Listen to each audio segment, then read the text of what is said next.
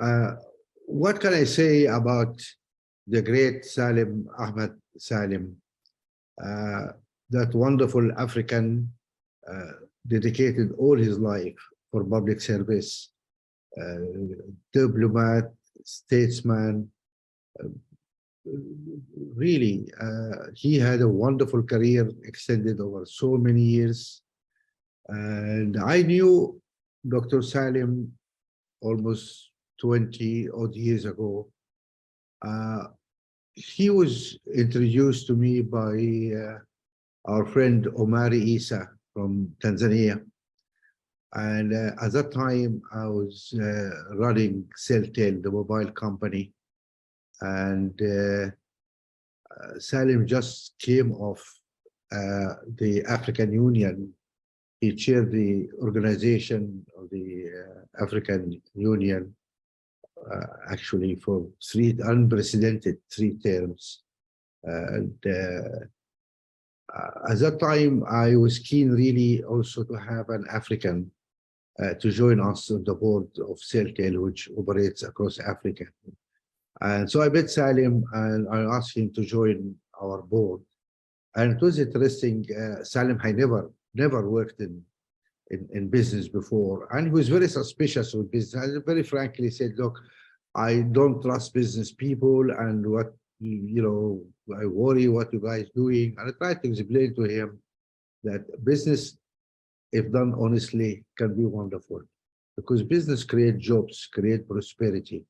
And explain to him how mobile phones are changing lives in Africa. And I managed to win his trust, and he joined our board. He was vice chairman for a few years there until we sold the company. And his contribution to the board was wonderful. And from the first day when he joined us, I explained to him, I said, Salim, once you finish this, it'll be time now to establish a foundation to really focus on how we're going to develop Africa in the political arena through governance and leadership, etc. And we formed our foundation afterwards.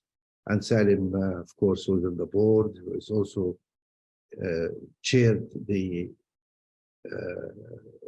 prize committee. The first chair was Kofi Annan, and then Salim took over. He played a fantastic role in building our foundation and to really work for Africa. Salim also has his own sense of humor, and mixed with this wonderful African humility. And we used to have a New Year's party every, at the end of the year, we'll have a New Year party in the foundation. And there's a black tie where we come all dressed up to celebrate the New Year and to thank all our employees for their work, etc. And Salim told me a funny story.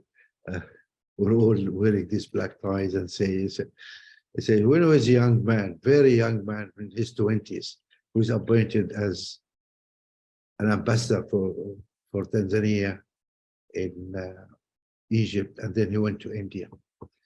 And they had all these diplomatic functions, and which was classified as black tie.